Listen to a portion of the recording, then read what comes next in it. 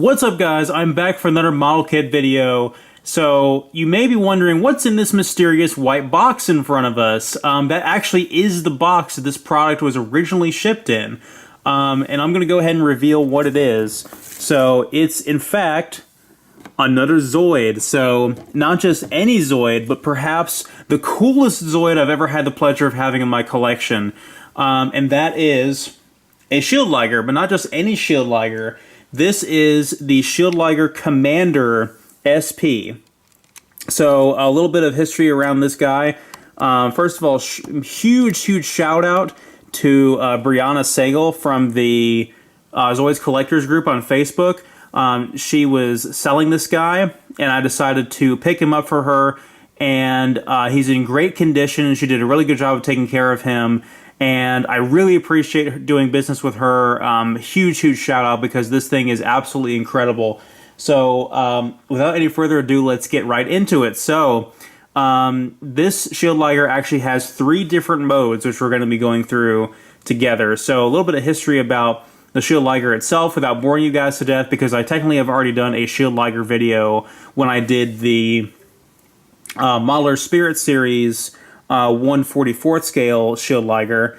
I did a video about this guy and about the Mark II Shield Liger from the same series, and I talked a little bit about how this guy, the color scheme here, with the sort of more faded blue, not the darker blue, the sort of translucent brown for the cockpit, and the white feet, is actually the original color scheme from the original 1983 Shield Liger.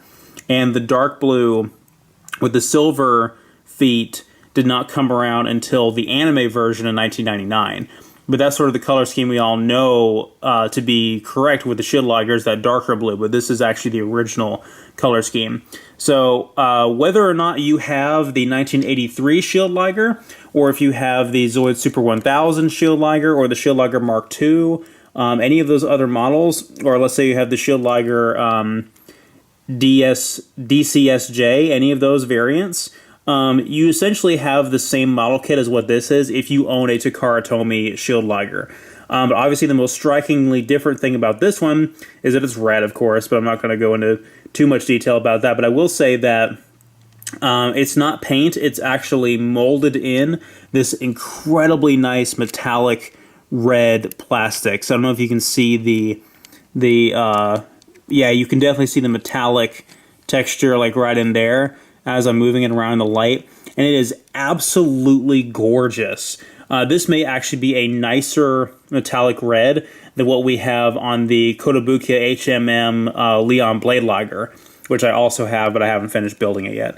So this guy was shipped all the way from California when I bought him from Brianna in this white box. The box is without a scratch. The Zoid itself is in perfect condition. All the parts are still here, and it came with the instruction booklet as well.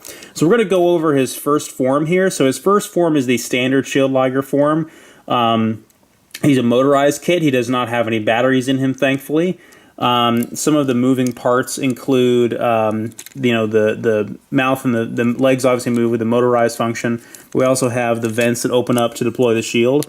And this vent up here is actually a custom piece that is for one of the modes later on. But it does also come with the standard top fin. This is what you would see on the standard Shield Liger. So this is probably the piece that you're used to if you own like a Hasbro or Takara Tomy Blade Shield Liger. This is the piece for the Commander version, but I'm not going to take that off and replace it with the default one for this video, because I really don't want to take apart the head in order to swap this piece out. So I'm just going to leave him with the Commander version, and you'll see how that affects the overall look of him when we get to his Commander mode. So he has the 3-barrel shock blaster down here, as well as the missile pods that fold out to the side, just like on the Modeler Spirit Series version. Although these look a lot better on the Takara Tomy version, I'll say. We'll just compare that to the Modeler Spirit Series version. I feel like the scale does a lot more justice on the Takara Tomy version. They look a lot... Obviously, it's a bigger Zoid, but the whole weapon assembly itself looks bigger. Like, this just looks tiny and very unassuming, and the way the hinge attached just feels a lot more stable and secure on the Takara Tomy version. And not to mention, one thing that I think is incredible about this that you guys are probably already used to if you've owned a Hasbro or Takara Tomy Shield Liger in the past, is when you fold these up, just how perfectly and uniformly they fit in the back section here, which really leaves this very complete, a well-assembled look right here where everything is kind of together and seamless and there's no gaps. And I think that's absolutely incredible. I think that it really gives it a very well-designed look and doesn't have a lot of ugly gaps, which sometimes, you know, models like this or toys can be known for with a moving part like that. Whoops. He also has this flap up here will open and reveal the 20mm anti-Zoid cannon, which is not especially powerful. As we know, it's kind of the wimpy blaster. I will say that this hinge right here that keeps that assembles this turret is a little bit loose, so it does wobble back and forth, but as far as the actual turret itself goes, you can display it like that and it will stay up just fine. And that looks really cool. And believe it or not, the Takara Tomy Blade Liger that I bought comes with a few loose parts that are from the Shield Liger, and I'm not sure why they ever did that. I did the video on the Takara Tomy Blade Liger and the HMM Blade Liger, and I didn't mention this, but the original Takara Tomy Blade Liger that I have comes with a lot of Shield Liger parts, including this flap, this cannon, the tail, the flap up here that I mentioned, and it comes with the missile pods as well. So you can kind of retrofit your Blade Liger into a Shield Liger if you want to, although I don't know why you would do that, but it's an option for you because that if you buy a Takara Tomy Blade Liger complete, it does come with all these pieces. So I've had the cannon like this for a while, and I've experimented around with it. You can actually unclip. Let me get the Blade Liger and demonstrate that really quick. I'll show you. Okay, so on the Takara Tomy Blade Liger, right here where this panel pops up and the boosters come up, you can detach that this pin right here, this rod, and put in the rod for the cannon. So you can have the cannon up here instead of the boosters on the Blade Liger if you wish to. Just as well as if we move this section out and deploy the blade, you can replace this hinge right here with the hinge and panel assembly right here that would attach the missile pod instead. So if for whatever reason you want to have a Blade Liger without blades that's more of a Shield Liger with fins everywhere, you can do that because the Blade Liger does come with those pieces. And even if you didn't get a Takara Tomy Blade Liger that was complete, you can still retrofit your Shield Liger parts onto it. So there's a little bit of customization there, which I think is really cool. Other than that, that is the default Shield Liger mode for the Commander SP. So let's move on to the next mode. Okay, so I think I got maybe a little bit too excited there, and I lost my focus on the narrative structure of this video, so to speak. So I wanted to talk about the release of this guy before I get into the second mode really quick. So again, this is the Commander SP version, and he was released as part of a special limited mail order run in 2007. So he's a relatively new Shield Liger for a Takara Tomy release, at least. It shipped in this white box, and it came with a few things. So the instruction booklet is actually the exact same instruction booklet as you would get with the Shield Liger Mark II. So this would be the white and gold Shield Liger, and this is the Mark II mode we're about to demonstrate. It also comes with another secondary instruction booklet to tell you how to upgrade it into the Commander SP version, which we'll talk about when we get to his third mode. And then finally, this is something really, really cool that I thought it comes with. It's a letter from Takara Tomy. And I'm going to pull this out of the envelope really quick and just kind of show it off. Again, I can't read any of this because it's all in kanji, but how cool is that? From what I understand, this signature is from some pro wrestler or something like that in Japan. So I'm sure that's really cool, but again, I have no clue what that's in reference to, but that just really does add to the value of this kit. So I thought I'd get that out of the way before we continue. So let's talk about his second form, which is the Shield Liger Mark II mode. So what you're seeing right here is exactly what you would get if you had a Shield Liger Mark II. So if you had the the Mark II, which is the white and gold version, or if you had the DCS, which is the blue with the cannons, or the DCSJ, which is the black with the cannons, made very famous in Zoids Versus. So this version is not directly in any of the games, but in Zoids Battle Legends or Versus 2, you guys did see me get a red Shield Liger Mark II similar to this in Zoids Battle Legends, although I will argue that it's not absolutely the same. So let's talk about this mode a little bit. So the things that were added, obviously, is we replaced the missile pods with the Buster Cannons, which are awesome. And then we added the little tail gun right here, which is actually the same cannon as what is on the back of the Saber Tiger that we've reviewed a couple weeks ago. I did not have this. This is technically part of the vanilla version, as we showed off with the Modeler Spirit Series version that has that on the tail at all times. But I didn't include that because all the promotional images, from what I recall, from the Hasbro version of the Shield Liger did not have this cannon displayed on the tail in the promotional images. So I'm always used to this tail cannon being part of the Mark II upgrade, even though that's not necessarily the case. So the way that these cannons fit in is with the exact same type of piece. I'm going to zoom in on it a little bit.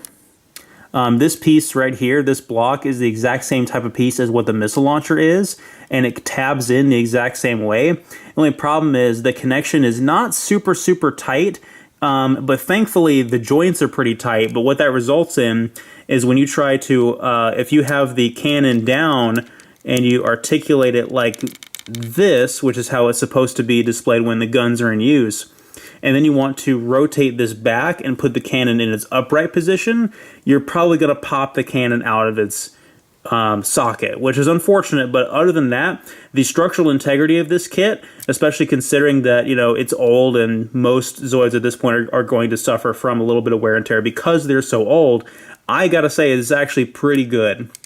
We also have another point of articulation where the cannons can move up and down with actually quite a range of motion on that. It can go really, really high up. I didn't even realize that.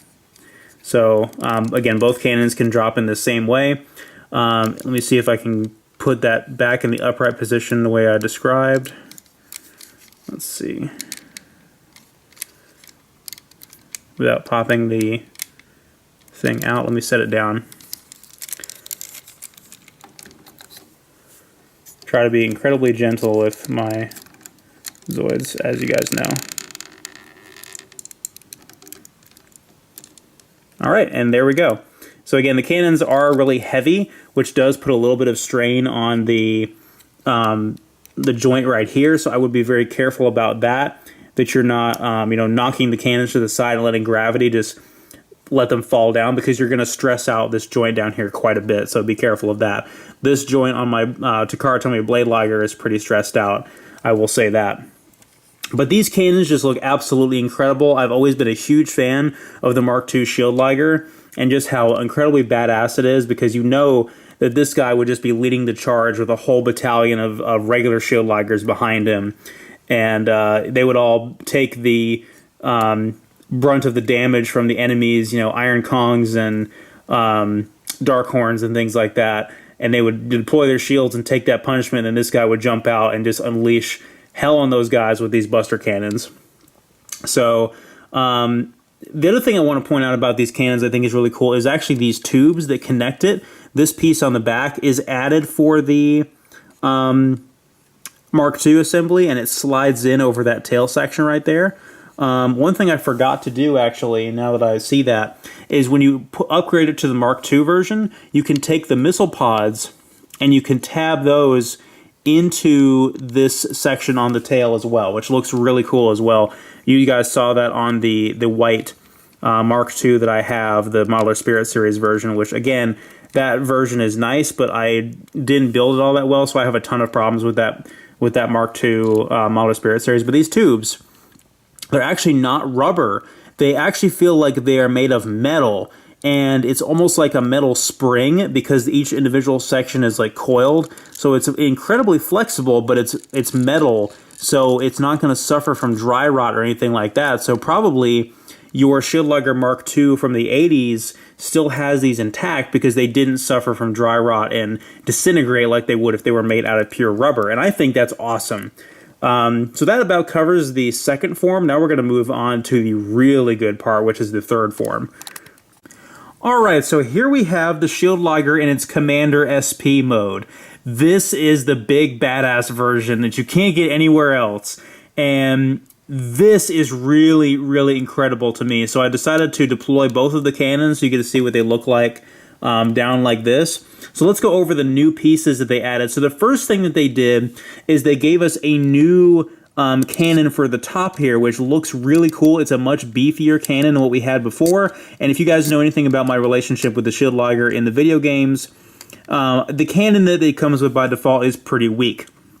So this was a much needed upgrade, and I really appreciate that. The only thing I will say is that the tabs on this beam that attaches the cannon pieces, it's the same piece that attaches the original turret that was up there, but the pegs don't fit very snug into the sockets in these two red pieces. So there's another rod back here that connects them together, but as a result, you have this very flimsy connection that doesn't really stay stable very much. So you're kind of displaying it like that, where it's kind of aimed up towards the sky, or maybe you can angle it like that, where it's level there, but it's pointing straight back. But other than that, it looks really, really cool. I just wish it was a little bit more stiff, or that there was some kind of way to affect that. But other than that, I think that's a really crazy, really cool addition. I wish there were other types of weapons we could customize on here, because I know you can equip the long-range rifle in the games as well.